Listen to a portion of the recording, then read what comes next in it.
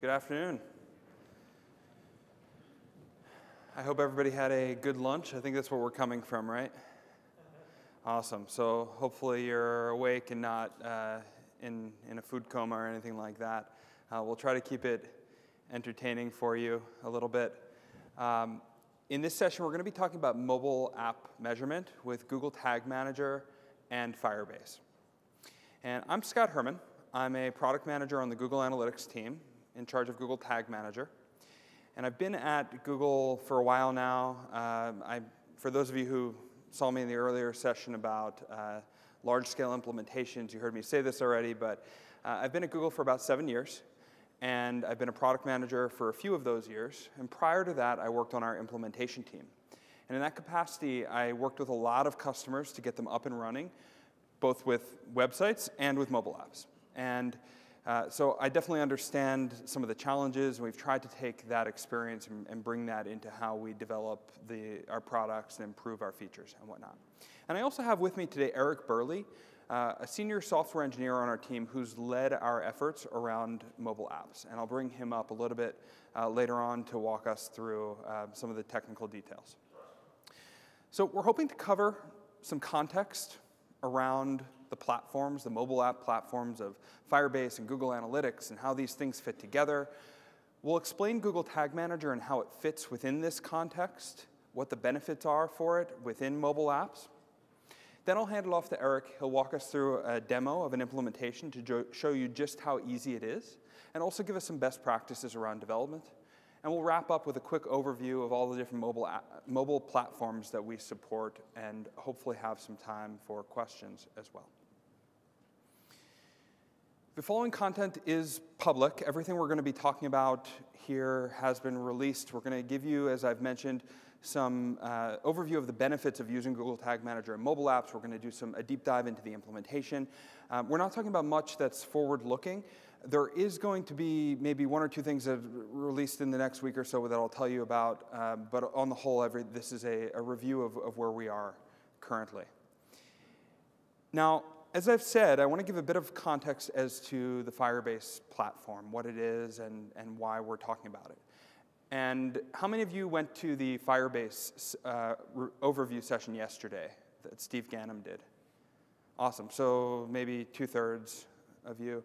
And great. So that's a great overview of where Firebase has come from and where it is and some of the new features. And I want to tell you a little bit about it. So Firebase is our mobile app development platform from Google.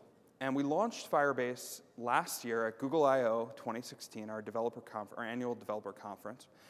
And it's built as an integrated set of features and tools and products that help you build great mobile apps for your users. At the time that we launched it, the Google Analytics team collaborated closely with the Firebase team to build measurement and analytics at the heart of Firebase. At the time, this was referred to as Firebase Analytics. I think most of you have heard reference to this or used it. This year at Google I/O, in addition to releasing some improvements to all of this reporting and the integrations, we also announced some changes to the way that we refer to the naming of this tool, now referred to as Google Analytics for Firebase, or simply the newest mobile app reports within Google Analytics. And this is to represent that it's available not only within the Firebase console, but also in Google Analytics. So if you're doing mobile app measurement, we typically do recommend that you get started with Firebase and use the Google Analytics for Firebase, and take it from there. But I want to tell you a little bit more about the platform, the integrations it has, and how Google Tag Manager fits in and what you can do with it. Before we do that, I want to highlight that the mobile app reports have a lot of benefits. And especially for mobile app developers, there's huge benefits to having charts and metrics and widgets that are specific to mobile apps right at your fingertips, as opposed to some of the tables and reports that you might be used to in the universal analytics properties that are more web-centric. These reports really help you get down to the metrics that are most important to you as a mobile app developer or as a partner who's working with customers who have mobile apps. And as I've mentioned, these reports are, of course, available both in Google Analytics and in the Firebase console, so the stakeholders who are working in either of those places will have access to the data that they need. And the analytics is really at the heart here. So Firebase, as I've mentioned, has a whole set of integrated tools and features, and the fact that analytics isn't integrated here can be really beneficial. So let's think about an example. Maybe we're looking at our data, and we notice that a particular version of our app, let's say in Mexico, seems to have a decrease in daily active users. So we drill in, and we look at the crash reporting, and we identify that actually that particular app version is experiencing some crashes. We loop in our developers. They're able to fix the problem offline, push out a new app version. And once they've done that, we can actually use the cloud messaging tool to send a notification back to the affected users, telling them that it's resolved, apologizing, maybe even giving them a promotion to come back into the app and give it another try. So you can see that having all of these tools integrated with the analytics can be really beneficial. And the team has worked hard to ensure that there's a host of integrations for getting more data in and more data out. So integrations on the input side, both on the advertising platforms of AdWords and AdMob and DoubleClick, and new technologies like instant apps. And on the output side, whether you're doing your analysis in Google Analytics or Firebase, or if you prefer to output it and join and do SQL queries in BigQuery or create great, beautiful collaborative dashboards with Data Studio, those integrations are there for you as well. And I do know that there are use cases for which many of you would like to continue sending data to the universal analytics properties, to those older reports for Google Analytics. And there's a way to do that, and that's where Google Tag Manager comes into the picture. So Google Tag Manager and Tag Manager 360, which is part of the 360 suite, are able to act sort of as a bridge from the SDK, the Firebase SDK that you're implementing into your app, to other tools. And one of these tools is the Universal Analytics, the Google Analytics properties that you may have used in the past. So we'll take a deeper look at this in a minute or two. How many of you have used Google Tag Manager for web? Almost all. That's what I like to see. OK, I think I saw one of my engineers not raise their hand, so we're going to have to talk.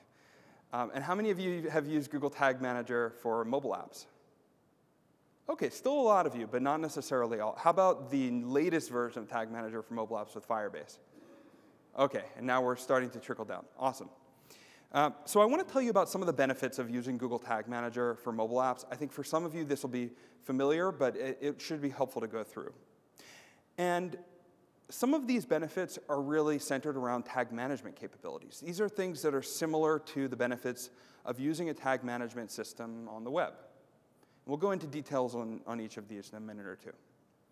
There's also benefits of dynamic app measurement, being able to change your implementation, change your measurement, and the dimensions and metrics that you're collecting on the fly. We'll get into that as well. And finally, unified in-app implementation, being able to do more with more tools with less code.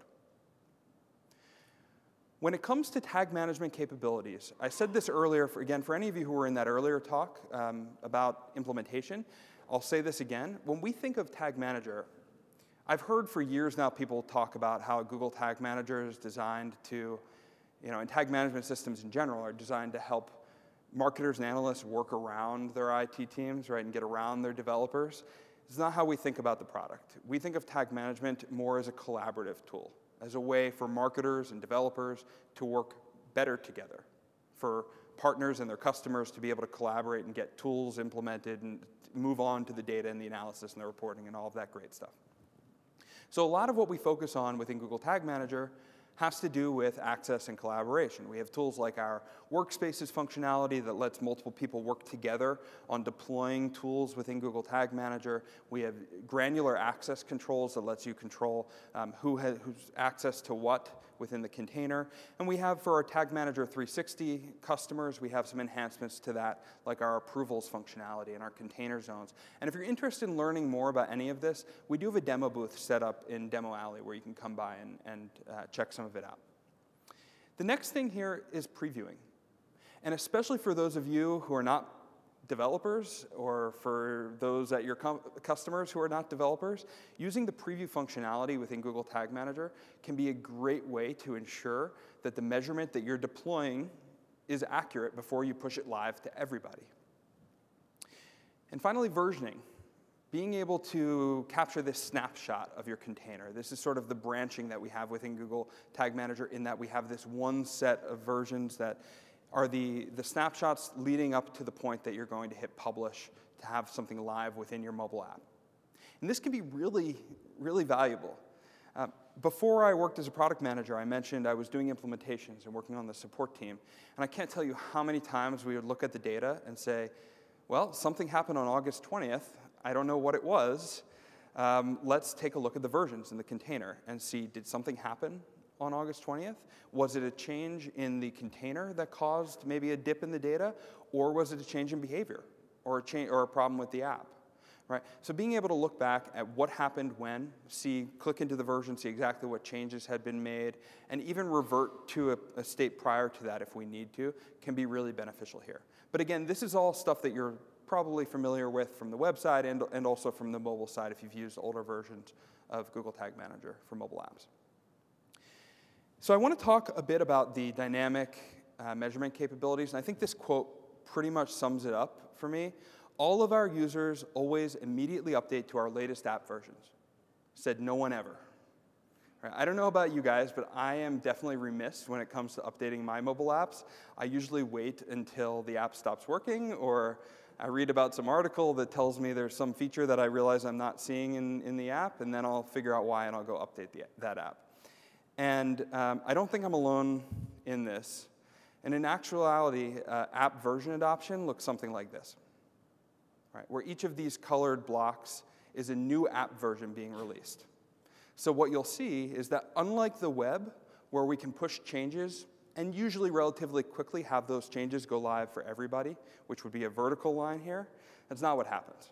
Right? Some users have auto app updating turned on and they get it right away. I would describe them as this.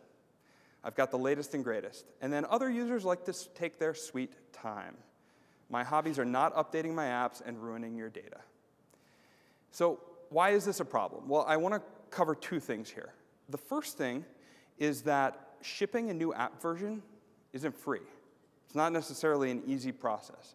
So if you identify that there's a problem with the measurement that you're trying to deploy, whether you're doing something with Universal Analytics and you forgot a custom dimension, or you mislabeled an event, or something like this, you're not necessarily going to be able to motivate the app developers to ship a fix for that right away. You might have to wait until the next release on their schedule, and that could take some time. And even once you've got to that point, as you can see here, this isn't a quick process of everybody instantly getting the latest and greatest. And the problem with that is that all of this data continues to come into our tools, continues to come into Google Analytics, continues to come into any of the other marketing tools you're using as well. And now we have a portion of our users that have the good data, the data as implemented in the way that we want it to be implemented, and a portion that don't, right? And we need to account for that in the analysis or not, and then realize that we're making bad decisions. So being able to use Google Tag Manager to dynamically update the measurement can be really beneficial. I know a lot of customers have gotten value out of this, especially for things like custom dimensions, as I've mentioned, and for things like the event tracking. A good example of this, when we were testing Google Tag Manager for mobile apps and testing Firebase a year or so ago, a year and a half ago, we had a bunch of test apps. And we were testing across both iOS and Android. And we realized after we had shipped these out to a lot of users within the company that the data coming in wasn't consistent. We had named the event for iOS differently than we had named it for Android. And when we tried to match the data up in BigQuery or have tables side by side in Data Studio as an example, things just didn't align, right? And it was actually kind of a nice realization moment where we said, we put Google Tag Manager in place, and now we can fix that dynamically. So there's a lot of benefit to having that there for you before you realize you're going to need it. And finally, before I hand it off to Eric, I want to talk about this unified implementation and the benefits of this. And remember, this is doing more with more tools with less code. So when you get started with the Firebase SDK, when you want to log an event, you have a line of code like this. You'll call log event, login. Now, granted, I'm glossing over some of this code here for the params object I haven't defined. Maybe that contains something like login method or something like that. And that would be some additional code above this, but it's really not much. And just by logging that event in our app, it'll trigger a hit to Google Analytics, to the Google Analytics for Firebase. But I realize that not all of you and not all of your customers just use Google tools, unfortunately. There's a host of third-party tools out there as well, things like Coachava and Tune and AppsFlyer, Adjust, AppsFlyer. There's more as well. And each of these tools requires similar lines of code. So if you were going to deploy across all of them, your code would look a little something like that. And you can see there's a lot of duplication here. And actually, just like I glossed over some of the code for that log event for Firebase, I've done the same thing for each of these. Right? So there's a lot of redundant duplicate code that we would need to have in place. Now, granted, you're probably not going to be implementing all of these tools in one single app.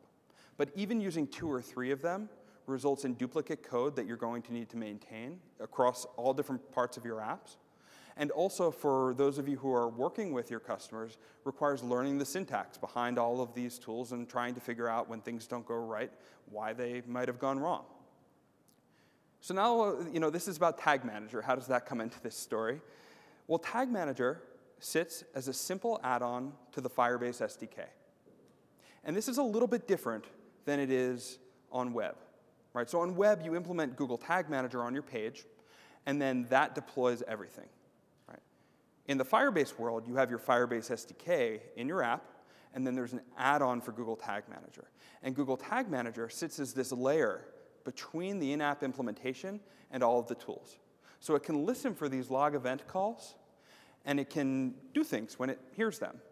So the first example here up at the top, it can actually intercept the hits before they go to the Google Analytics for Firebase reports, and you can modify them. So in that example I was giving you a few minutes ago about when we identified that we had named things differently in iOS and Android, we were able to fix that just by modifying the event that was being logged and the event parameters that were being sent with it using Google Tag Manager.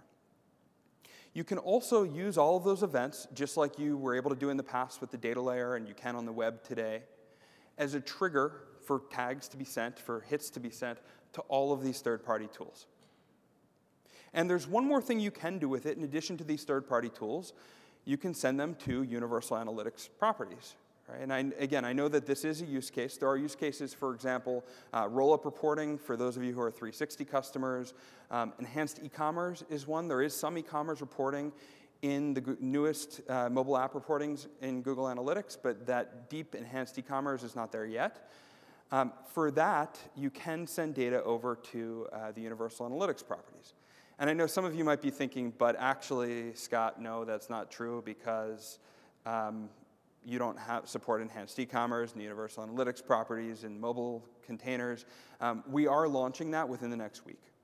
So for any of you who have run into that problem so far or work with enhanced e-commerce in your containers today, that will soon be gone as a barrier. If you want to read the documentation on this ahead of our launch, we have links down at our demo booth, or over at our demo booth, as it were, where you can see that live documentation now. All right. With that, I'd like to bring Eric Burley up to tell us a little bit more about implementation and just how easy it can be to add Google Tag Manager to your iOS and Android apps. Thanks, Scott. Thanks. So I have the interesting challenge of being a developer who's going to do a demo without writing any code. So I'd like to take you through a few notes about how to implement Google Tag Manager on mobile. I'm going to show you how to set up a tag. This is going to be something totally familiar to all of you, and I'm going to go quickly through that because otherwise you're going to be very bored and you've just eaten lunch and you're at risk for falling asleep. And then I'm going to go through how to set that up inside Xcode, the iOS SDK, and also inside of Android Studio. So I'm going to go to my machine, and we'll see if we can get through a demo without crashing anything. So we're going to start in Google Tag Manager. I'm going to go ahead and set up a container. This is going to be for my awesome Android app. And I'm going to select Android, and I'm going to select Firebase, which is the Google Analytics for Firebase SDK. Please note that there are two different SDKs here, and that's because It's possible that over time we may have some features that are supported differently in different SDKs. There's also differences in things like identifier for advertising or Android identifier for advertising. So I've got a brand new container here, nice and shiny. I'm going to do what we always do for demos and set up a little custom image tag and tie that to my favorite website ever, which is example.com. And I'm going to trigger it on all events. So I'll give it a name because that's necessary. And I'm going to go ahead and publish it. Now I'm doing this quickly. All of you have done this probably way more times than I have. So let's say it's publishing, and I'm going to sing like no one's listening. There, it's published. What I would do from there is I would download the container. This is a container, this is what it looks like. By default, my system opens it because I like to look at containers on the inside. You shouldn't need to necessarily do that. Now I need to add it to my application. So I have an Android Studio application sitting here. I've already implemented Firebase Analytics inside of this application. So I have the log event call that Scott alluded to that we're all used to seeing if you've implemented Firebase Analytics in an application. So I don't need to actually add any code here to get GTM working. All I need to do is take my container that I've downloaded, and I need to drag and drop it inside of the assets containers folder. And then the other thing I have to do inside of my build Gradle is add a line that says compile Play Services Tag Manager into the application. And that's all I need to do. At this point, I can run my application. I've got my emulator up, and I can see my favorite hits going to example.com. So that's it for Android Studio. That's all you have to do. You download the container, you embed it, and you take a dependency on Play Services Tag Manager. So let's go on to Xcode real quick. Here's a nice application in Xcode. I've got, let me hide this other application first. Got my simulator running here. So you can see it. So I've got a typical Firebase application configured right here. I'm collecting analytics, and I've got a log event call. Xcode syntax for this is a little bit longer, a little more verbose. I actually like it. I find it easy to remember the parameters this way. But again, all I need to do in this world is, if I can find my windows, should be it. There it is. I've downloaded my container prior to this, and I've added it to my application, and it's just sitting here. The other thing I have to do is edit a pod file. Now, I don't know if we have any developers in the audience who aren't Googlers. Hope so, but pod files are a very common package management solution that iOS developers use. So all I would have to do is come in here and add Google Tag Manager as a pod. I have a little target here that I can use to update the pods I'm using. I'm going to build those real quick. We'll update that. This takes a second. And then I'm going to run my application.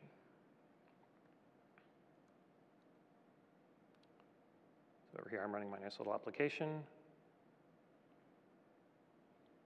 I'll give it a moment. And you can see I'm already logging example.com hits.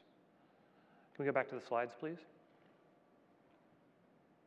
So just to recap what we've just done, to add Google Tag Manager to an Android application, you define your container, you add the container to your application, and you add a dependency to your Gradle file.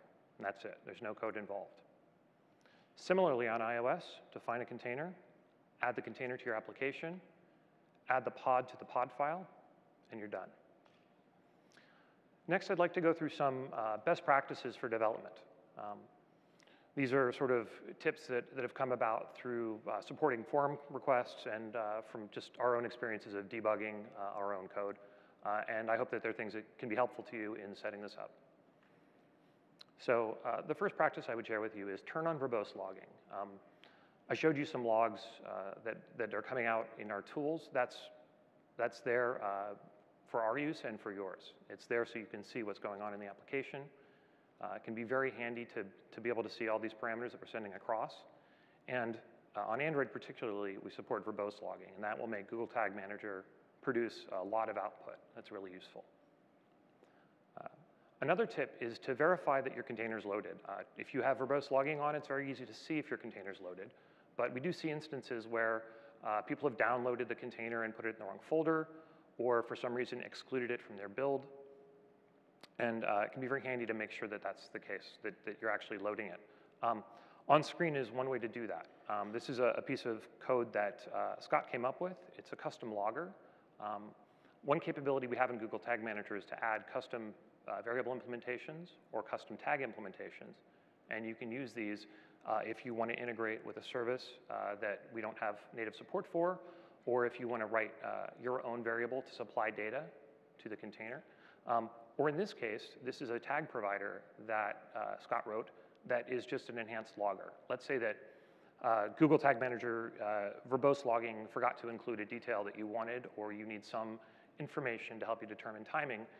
You could add this tag instance to your container and log it that way, and you'd have control over all the data you want. Another practice I'd mention is to use custom images as logs. If you want to be lazy like me, you will do that instead of using a custom tag. You can actually just use an example pixel like I've just shown and use that to output any variables you might have. This is another good way to kind of gut check that your container implementation is doing what you want.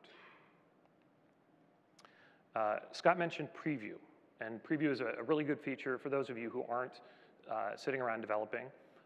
This is a screenshot of one of our previews. Please don't use this preview link in your own use. It's linked to an application that you really probably don't want to preview. But you can use this with your customers, or if you don't have a development environment, to verify that your container setup is working. I will mention that on iOS specifically, it's very important to set up preview with the URL schemes appropriately. Xcode has changed this setup recently, and you may need to revisit it and make sure it's set up properly. Lastly, I would say always ship your latest container. We've talked about how difficult it is to go through an app release process. For a big organization, it's going to involve lots of QA. In some app stores, it may involve days of waiting. It may involve some risk of rejection. But if you're going to go through the trouble of releasing a version of your app, make sure that you've downloaded your latest container and you've built it into your application. There are a couple of reasons for this. One, you want your up-to-date measurements, but also there are scenarios where your application is used for the first time. Excuse me. The first time your application is used is on an airplane or in airplane mode or somewhere with low connectivity, what we call Wi-Fi. In scenarios like that, you really don't want to capture, you don't really want to have your old measurements sitting around. You want to be capturing your latest and greatest, the sort of gold version of your container. So always update your container. So to recap, verbose logging is your friend. Make sure your container is actually downloaded and that it's incorporated into your application the correct way. Use custom pixels if you want to be lazy and if you want to verify that parameters are loading. I forgot to mention a proxy like Charles Proxy or Fiddler can be handy in this regard. Preview your containers. A good way to make sure you're not breaking your data collection is to preview before you publish. And always ship the latest container. Next, I'm going to turn it over to Scott, who's going to walk you through some of our other mobile platforms. Yeah, thank you, Eric. Yep. And I think one of the things that struck me when I started trying out implementations with the latest version of Google Tag Manager for mobile apps, I was trying to figure out where do I type in my container ID, right? Where do I put my snippet of code? And it's a lot simpler than that. You really just drag and drop that file, as Eric showed us. So it's super easy and fairly lightweight to add this to Google Tag Manager. I'm sorry, to add this to your apps on top of Firebase. And one thing to mention, as I called out earlier, doing this when you're getting started with Firebase is a great way to ensure that you're set up for success down the road. Even if you say, listen, I don't need to send to any of these other tools right now.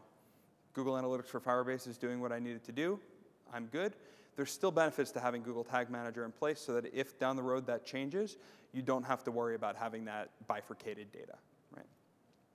So let's wrap up with a quick overview of some of our supported mobile platforms. We do have, as we've described, support for iOS and Android apps. And as Eric showed us, we have a different container type for each of those. And that's because there's some different functionality that's possible on each different platform. So you'll create a different container type for iOS and for Android. For those of you doing work with mobile web, it's important to note that the standard web container will actually work for mobile web as well, of course, right? So just create a standard web container that'll work both across your desktop web and your mobile web. And there's one consideration here, which is hybrid apps, right? Those apps that have both native app experience and some portion of it that's web, like a web frame. And there's a number of different ways that you can approach that. One approach would be to use an iOS or Android app in the native app portion and to use a web container, Android or iOS container in that portion, or the web container within the web frame and just send things in a consistent way. It's also possible to pass the messages back from that web frame into the native app, which can be a little bit more consistent. So it's really just up to your app and what you're trying to achieve with that. And finally, I want to mention Accelerated Mobile Pages, AMP. And AMP is an open source project that's spearheaded by Google that's designed to help you and your customers create beautiful, fast, and great user experiences for mobile web and other platforms. And AMP has some limitations to the code that's allowed to run. Primarily, JavaScript is limited. And as most of you will know, JavaScript on the web is typically what we use for measurement tools like Google Analytics. So there's a plugin actually for AMP called the AMP Analytics plugin that enables you to measure to Google Analytics and a lot of other tools. And that plugin does require some code to be on the page or some familiarity with that code. So we have a container type for AMP specifically. And this container will output all the configuration you need to run those tools. So using that same interface that you're familiar with from web and from the native app platforms, you'll be able to get up and running with analytics on your AMP pages without having to learn all of that code and put it in place and update it every time you need to. So if you haven't tried out AMP or you haven't tried out AMP Analytics or our containers for AMP, I definitely encourage you to do that as well. All right. Anyway, hopefully we've given you an overview of just how easy it is to get up and running with Google Tag Manager in your mobile apps, some of the benefits of doing that, and the other mobile platforms that we support. And with that, we have about 10 minutes or so for questions. So there are some mics in the aisles. If you want to, you can ask and I'll repeat it. That's fine too. Please.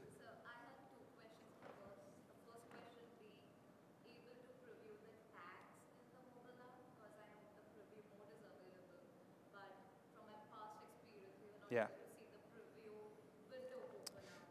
Yes, the question is about the preview window that you see on web, whether it's possible to see that on mobile apps. So because of the nature of native mobile apps versus web, we're not able at this point to have that nice debug pane load right within the app as we do on web. What I will say is when you go into preview mode for a workspace or a version that you've created, that's the version that you're previewing in the app. So all of these debug techniques that Eric walked us through, like using a custom image pixel, or even just Charles Proxy or Fiddler or something like that, if you've played with that, that will actually show you the network requests being made, for example, to Google Analytics. But at this point, we don't have that debug pane.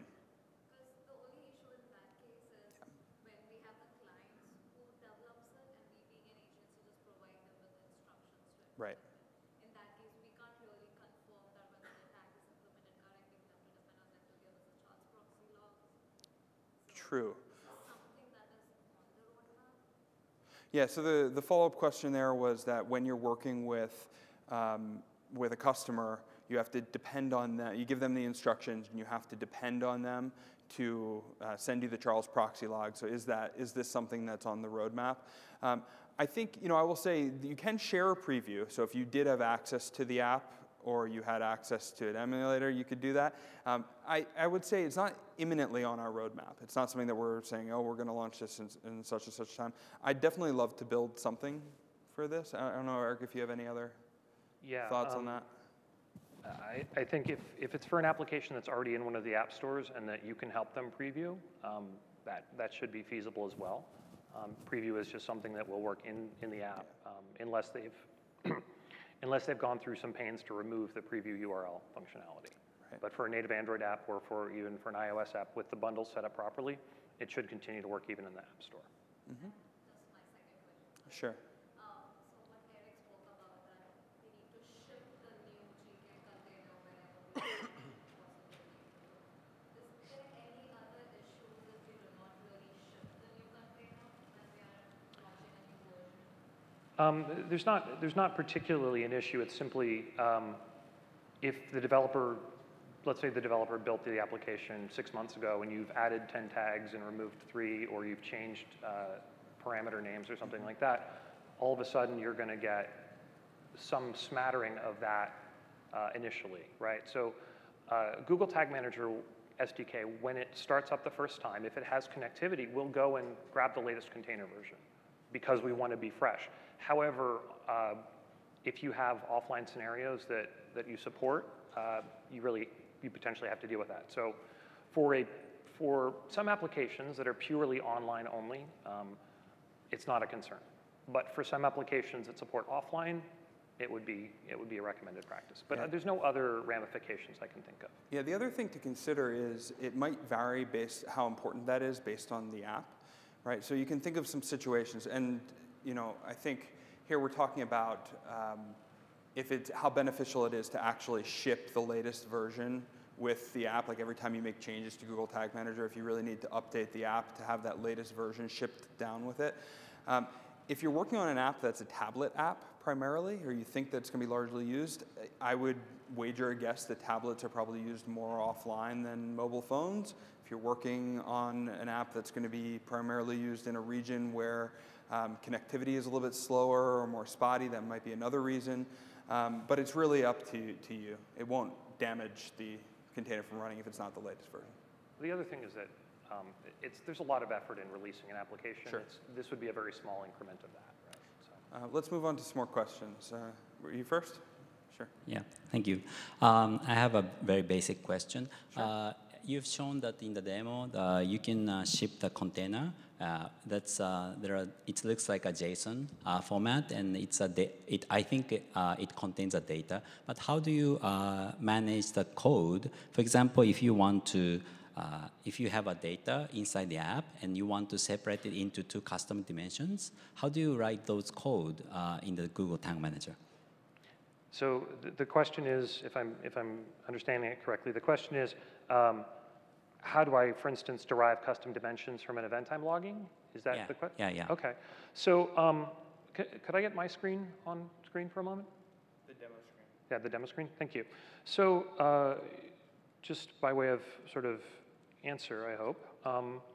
Let's say I have a workspace here, and I am using a universal analytics tag for screen view, which is a great one. I'm not going to use a Google Analytics settings variable, although they're awesome. What's that? Oh. All right, so let's use my favorite tracking ID of all time. -1. So in a custom dimension setting, let's say I had a custom dimension, you would do all your routing inside of Google Tag Manager. So in code, let's say I had,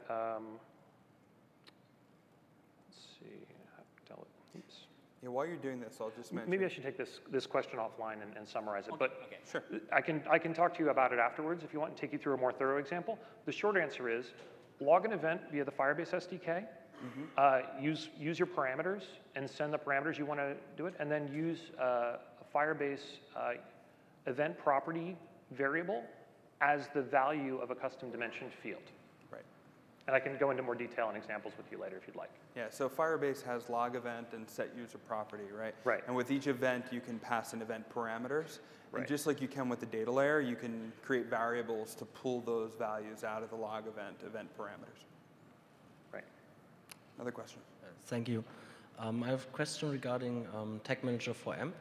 Okay. There are some features missing, like fields to set and content groups. Do you have any dates to share?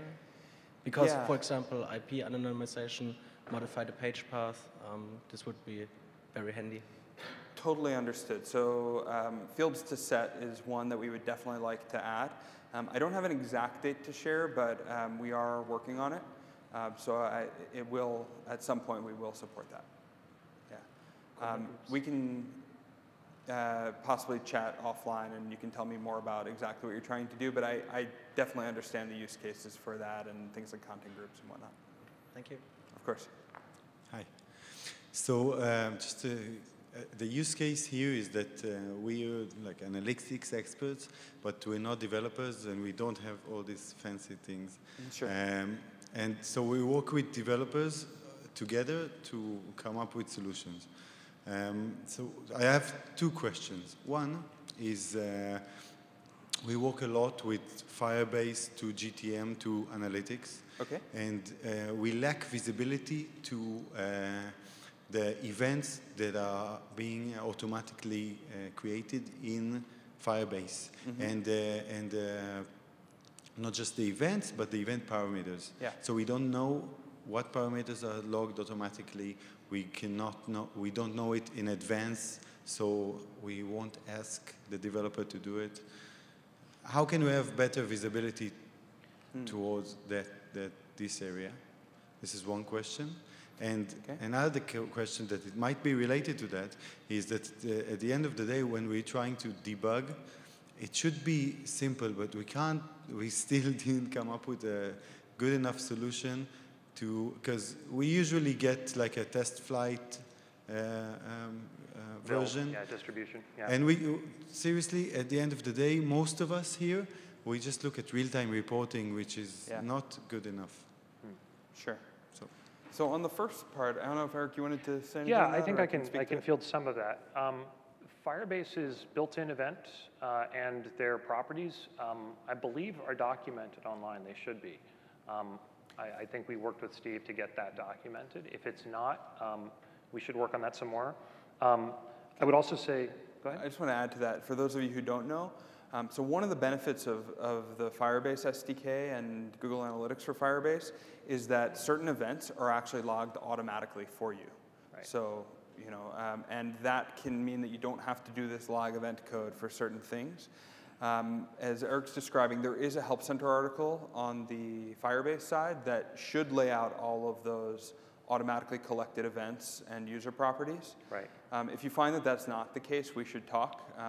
So find us afterwards, and we can discuss. I would add further that there are, in Google Tag Manager, for the new Firebase containers, there are built-in triggers for all of those, and that for all of the Firebase event variable macros, if I'm saying them right, or event parameter macros, there should be built-in predefined ones that you can select from the drop-downs. So if you go into Google Tag Manager and you select Firebase event property, there'll be a drop-down that says what type of event is this from. You can always put in custom, but there'll also be, once you've selected that, there'll be a list of variables that should be associated with those automatic event types.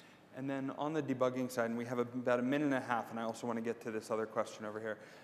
On the debugging side, definitely hear you. I think, at this point, the tools and tricks that we've described are the best approach. I know from trying that using something like Charles Proxy and getting it hooked up properly is not the simplest thing in the world. Something that we'll definitely take the feedback on and continue to think about. So thank you for that. Can I just real quickly, a tip for that I use all the time. Firebase and Google Tag Manager and hopefully most other mobile SDKs will batch requests for analytics. And we do this to conserve your users' battery life and that sort of thing, and also their data plans. And so because of this, you won't necessarily see an event logged in real time. However, exiting the application is generally is one way to trigger us to flush those events. Right. So we take that as a signal that, hey, we should probably flush those events so that if the application never gets a chance to run again, it's already reported. So this is something I use all the time. Exit the application, and you should. And it should show up in real time. It should show up in real time, more reliable. And otherwise, it's 2 minutes. Right. Yeah, it's the thing is that we need to have the order, we have to have the custom dimensions, and we keep on looking for solutions for that, but just. And that doesn't show up in real time. Like it seems like it could be very simple to just log events in Google Tag Managers. I don't know. Yeah. I'll take it. No, the feedback is well taken. We'll think about it, and we can chat more if you'd like. We are out of time, so please come up and afterwards and ask. Just a quick question. Okay. In regards to the cached and batched requests that are sent for the tracking, yes. Normally if a device is offline, the tracking request will be cached for some time and then sent to Firebase. And will the data in the interface be updated later on? Because on Google Analytics we had the problem if the data is sent too late, that it's reports discarded are if sent, not right, updated, right. the pre-processed tables were not updated, and therefore the question, is it better the way in Firebase? So that's, if I'm understanding correctly, the question is late data still discarded in Firebase Analytics, excuse me, just as it is in Google Analytics? I think that's an excellent question for Firebase. Yeah, I believe it is, but I don't want to give you an authoritative answer on something I can't But say. in the demo room, there's a booth for Google Analytics for mobile apps, and they'll know that much better than we will. Okay, and they're right by our booth. Yes. So if they come- tell you they come don't on know, by. then let me know and I'll talk to them. Awesome. Well, thank you very much. Thank you.